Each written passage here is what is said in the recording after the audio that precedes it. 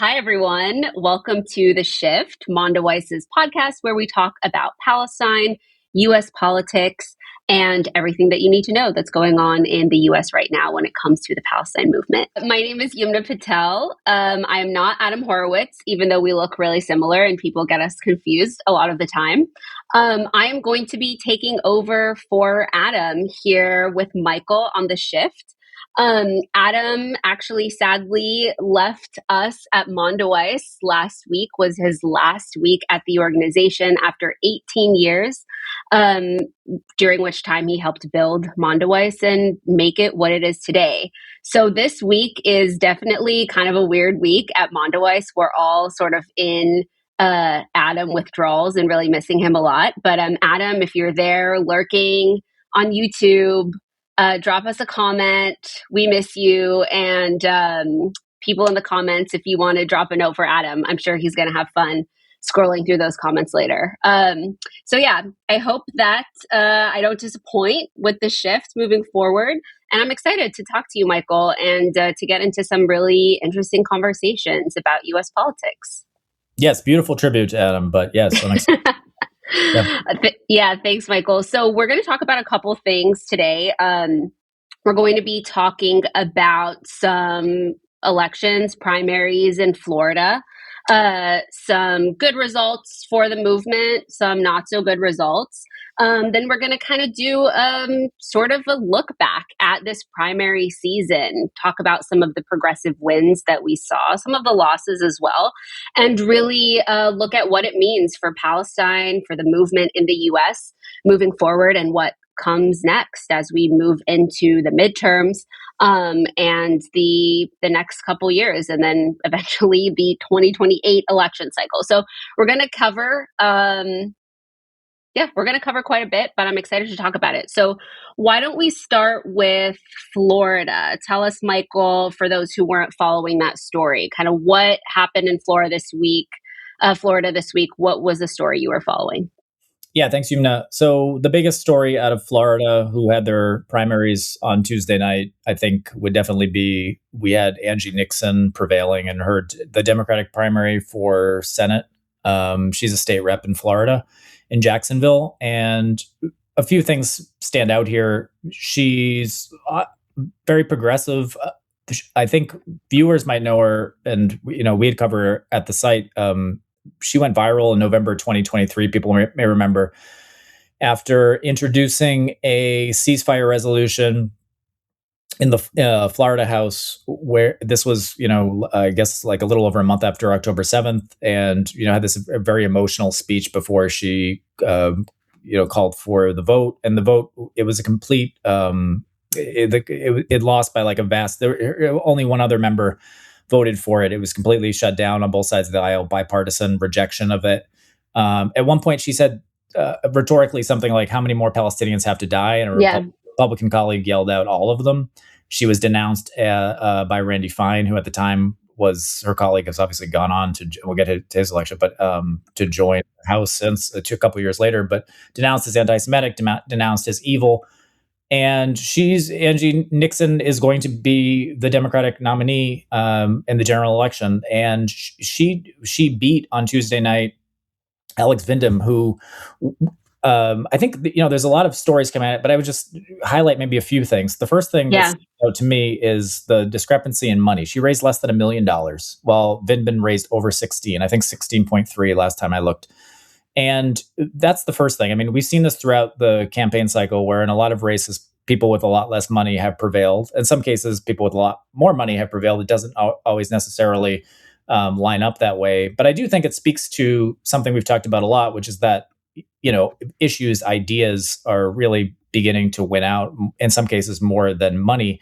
In the case of Vindman, too, I think he certainly represents, in some ways, the end of something. I don't really know how to phrase this, but what's sometimes referred to as like resistance libs, or like blue anon, or, a lot of these characters that came out of Russiagate and, were promoted by MS Now, and a lot of people who became minor celebrities and amassed vast social media followings by, posts about how Trump was always on the verge of like arrest or something.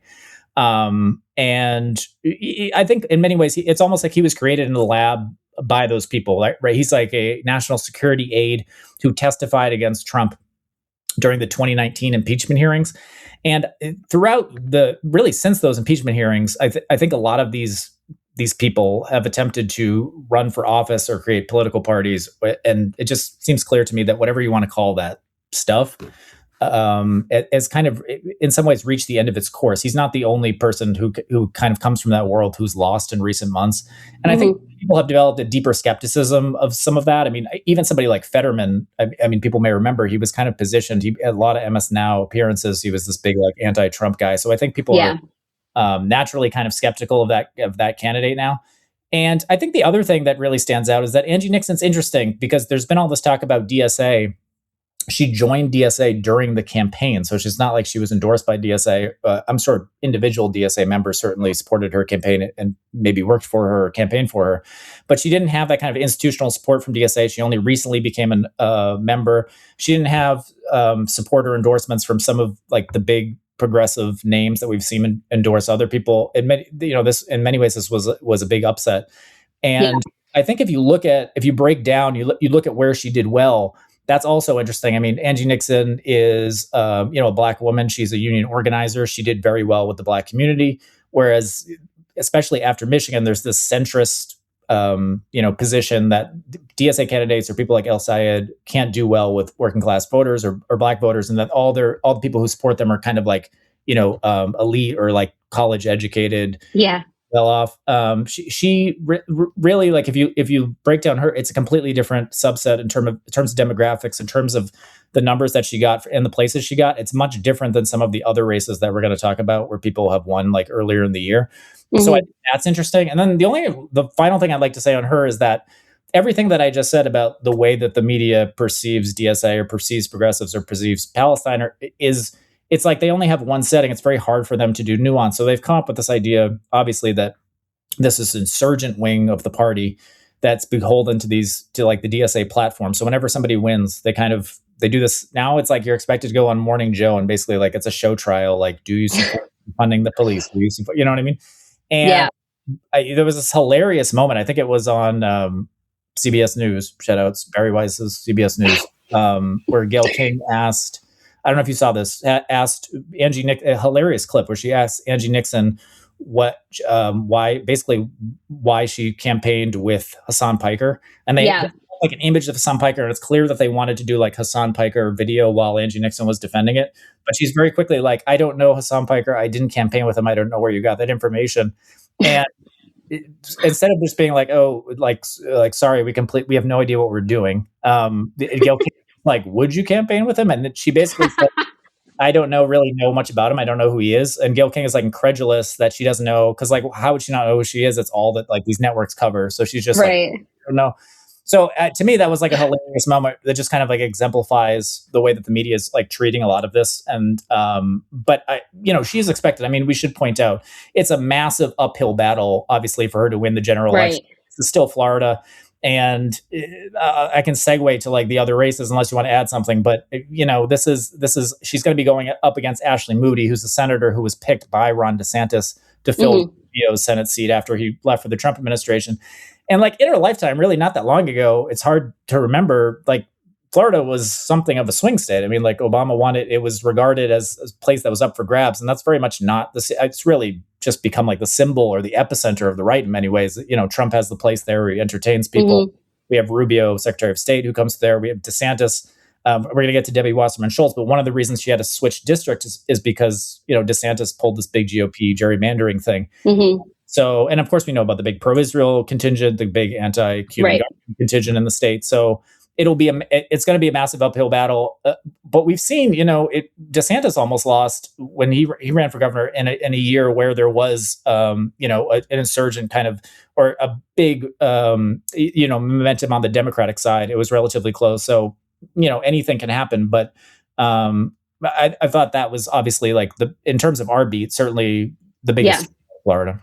Yeah, definitely. And I mean, I wanted to because we've been following all of these races, where there are, the pro-Palestine candidates or candidates who are maybe backed by DSA or part of DSA that have come out, and have been critical of Israel or calling for an arms embargo and that sort of thing, which, she obviously falls under that category. But so that was like a positive outcome for us, but and for the movement that we cover. But I'm curious, like you said, you already alluded to, it wasn't necessarily like a clean progressive sweep or pro-Palestine sweep in any sort of sense.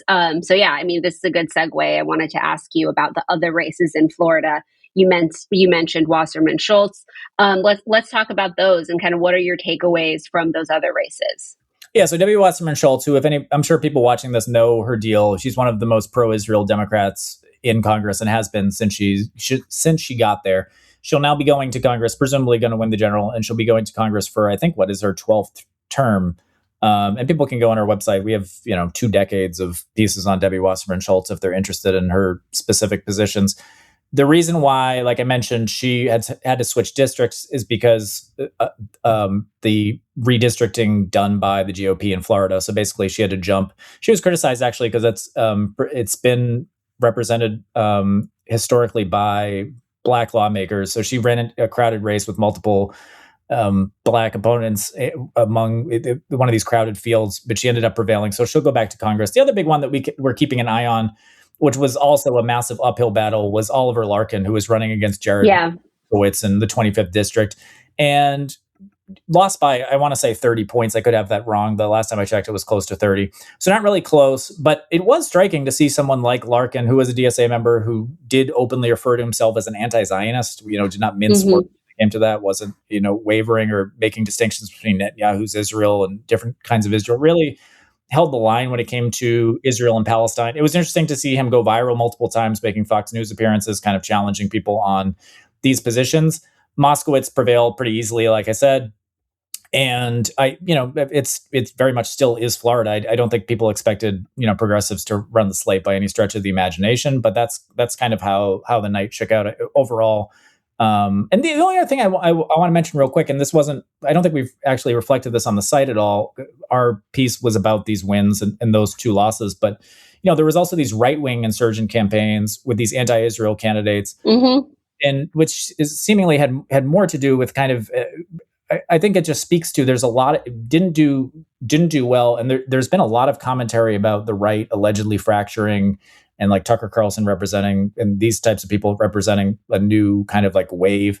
And I think it's clear that kind of like this anti-Israel sentiment, when it's connected to, some of these candidates who are just have these deeper, bigotries or whatever, and don't really have policy beyond the anti-Israel stuff.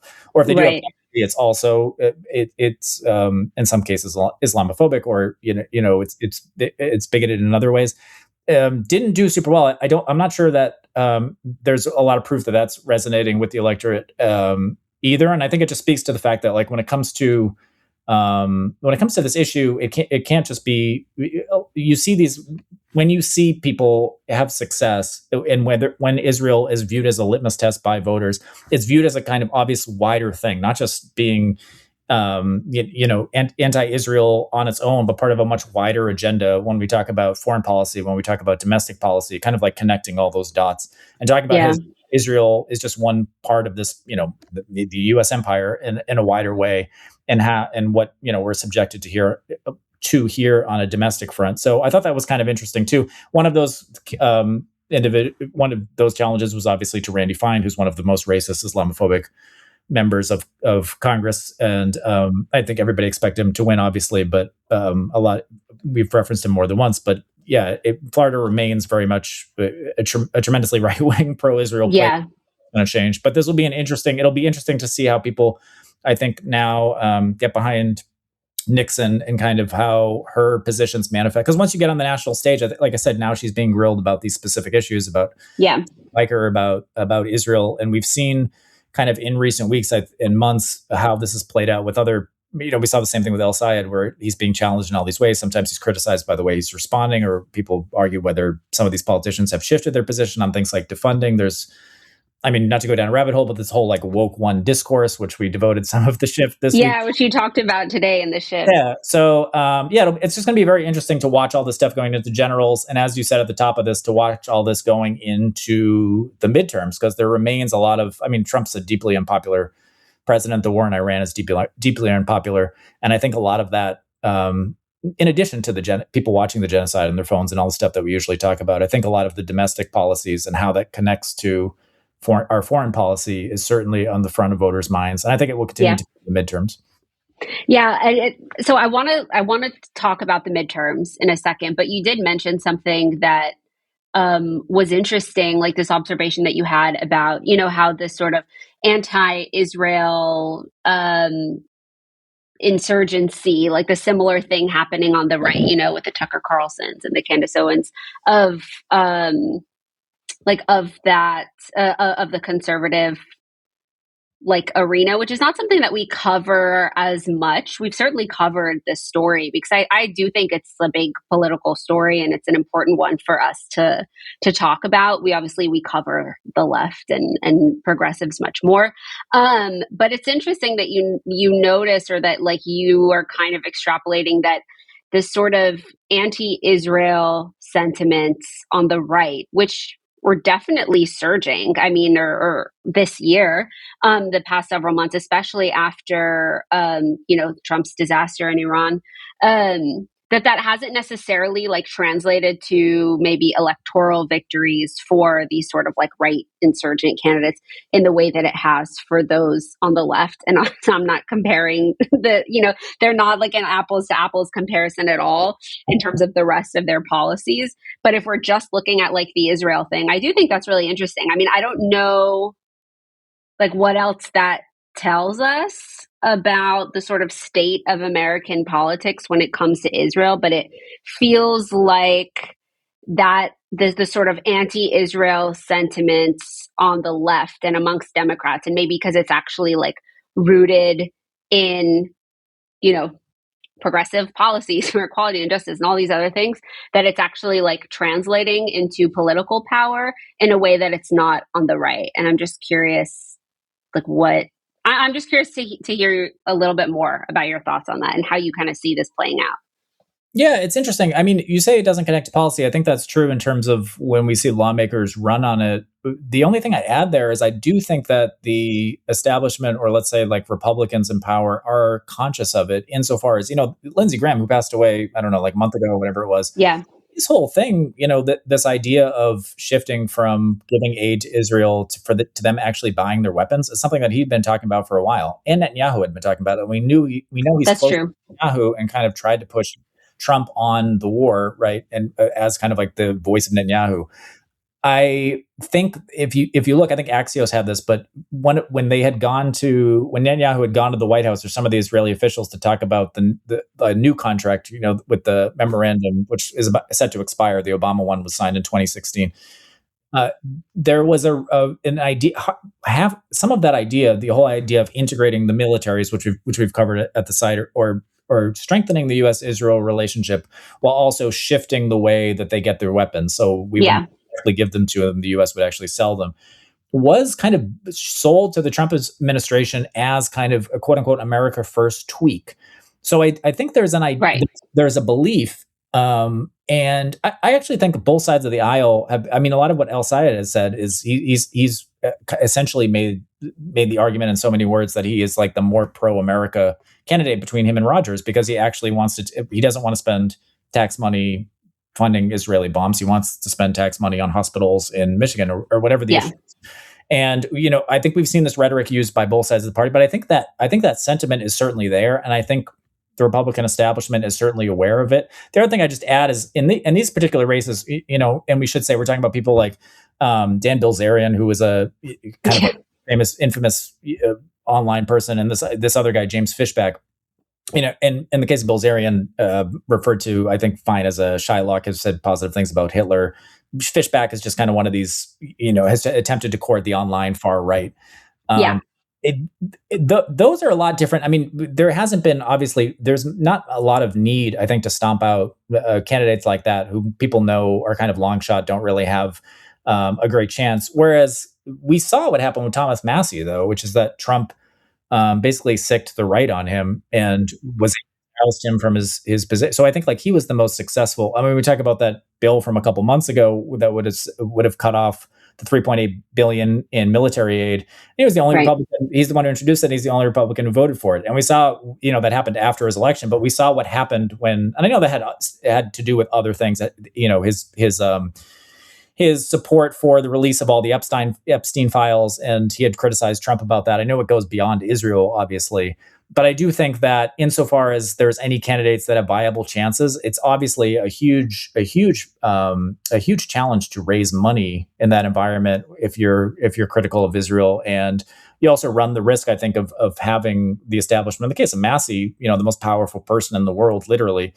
And I think at that point, AIPAC had spent more money in that election. I think they've exceeded. I think they broke their own record since, actually. And at that point, it was the most they'd ever spent against a congressional candidate. So it's like, I think, oftentimes those kind of serve as examples. I mean, the idea is, that's kind of a lot of AIPAC's game.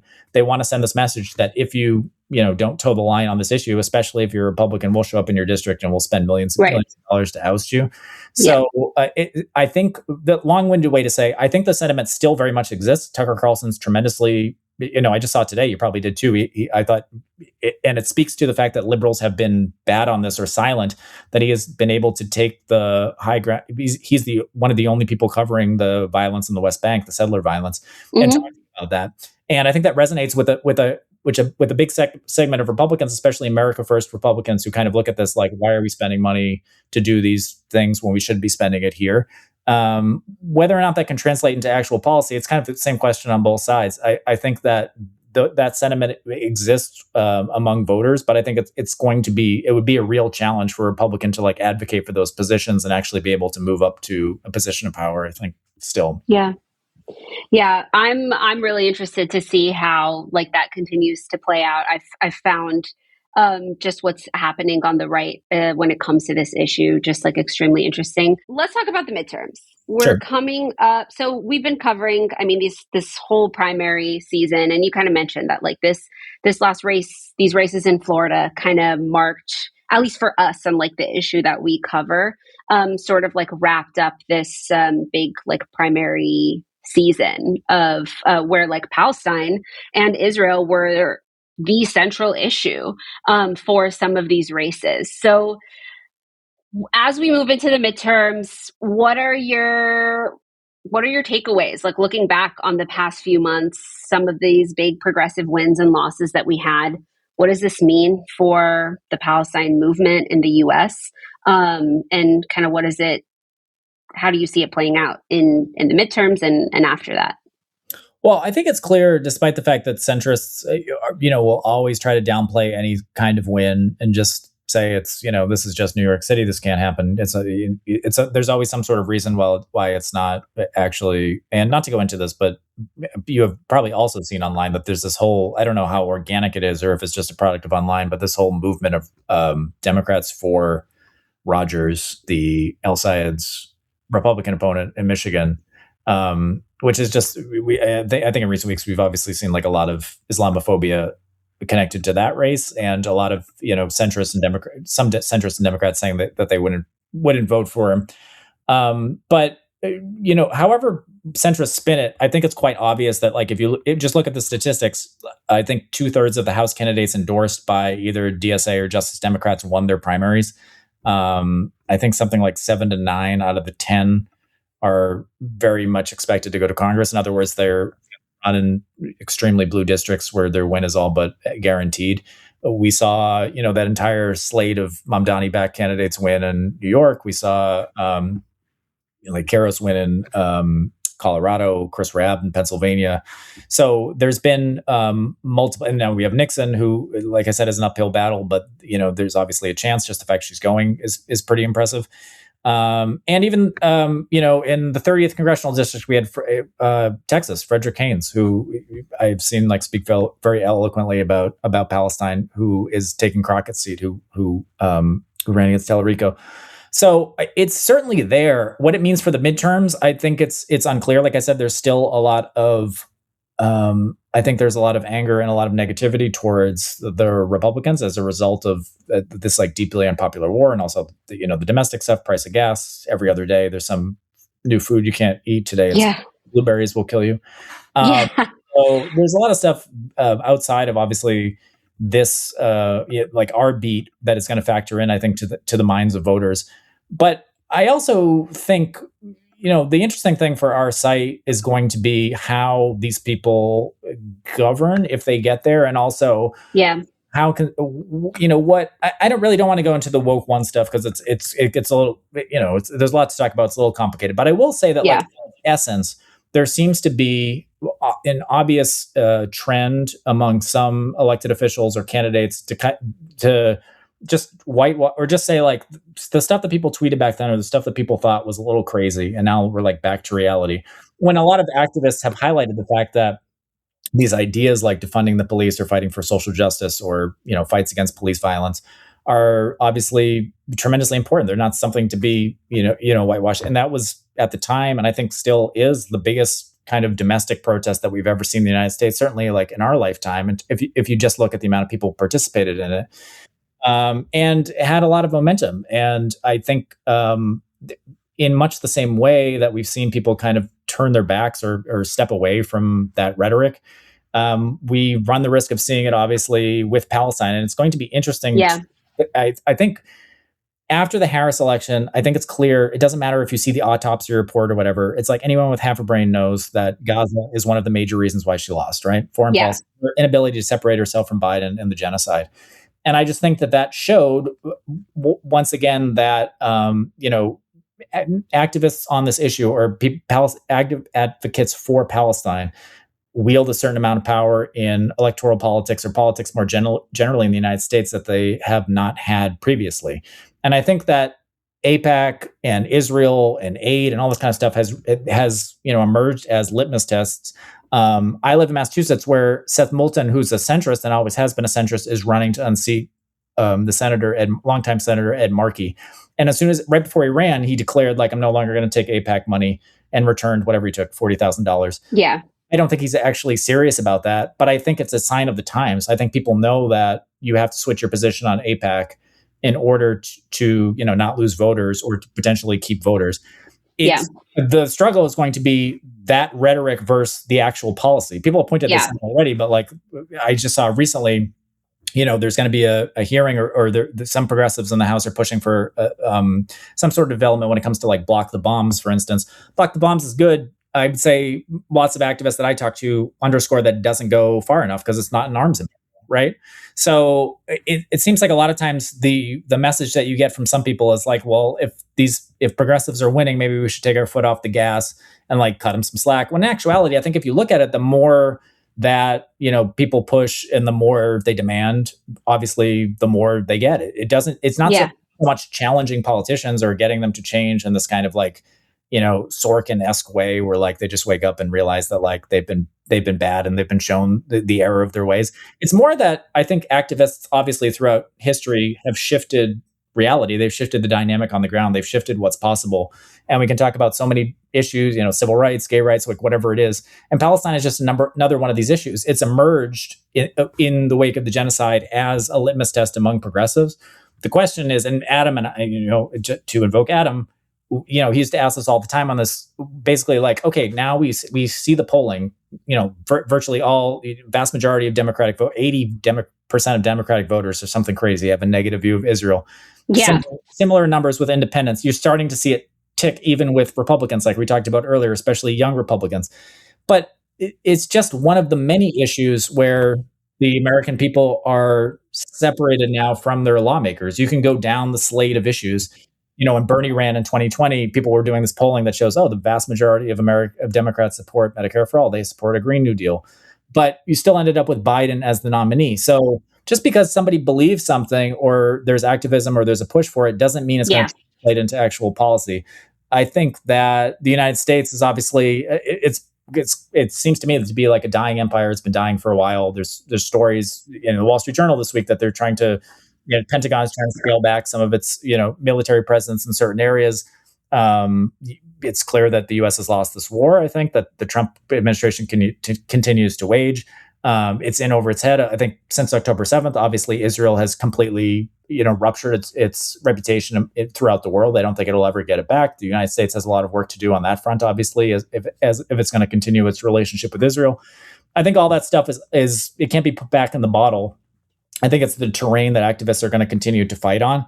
The question is whether there's actually going to be tangible change, or whether it's just going to be a situation where now, if you want to get elected, you can say, like, I won't take AIPAC money. Yeah. Really, fundamentally, nothing changes in the United States, and by extension, nothing changes in Israel. So I think that's really going to be the challenge. Yeah, 100%. And that's just a conversation. I mean, that's a topic that we're covering right now. And that's a conversation we're having a lot at work, is like, how do we cover this? Because I agree, this is the kind of the next challenge, and the next big question is, it is a really good feeling to see politicians, or like candidates, progressive candidates, winning, right? And like candidates who are rejecting AIPAC money, and who are criticizing Israel, and who are calling for an arms embargo. Like, to see those kinds of candidates like winning primaries or winning elections is incredible. But like, what does that actually mean? And is it actually going to translate into policy, or are we going to end up with another situation where we have a lot of like politicians who basically, rode this wave and used Palestine, or, unpopular opinions of Israel as like a way to score political points just to get elected, and then ultimately are either going to backtrack or kind of abandon Palestine. And that's a major concern. For sure, is like, how do we avoid that as a movement, and like keep this momentum, and actually like translate it into policy? So, I mean, that's something that we're going to be covering, that you're going to be covering in depth, even outside of electoral politics too, just what it means for the movement at large moving forward, like past these midterm seasons. So I'm excited for us to cover it. For those who don't yet follow or subscribe to The Shift, our written newsletter, you can subscribe to that at the link in the description for this video. Michael writes a weekly newsletter by The Shift for Mondoweiss, and this podcast comes out every other week. Let us know what you're interested in us talking about next time. Drop a comment. Also, like we said at the beginning, drop a comment for Adam. Let him know that you miss him.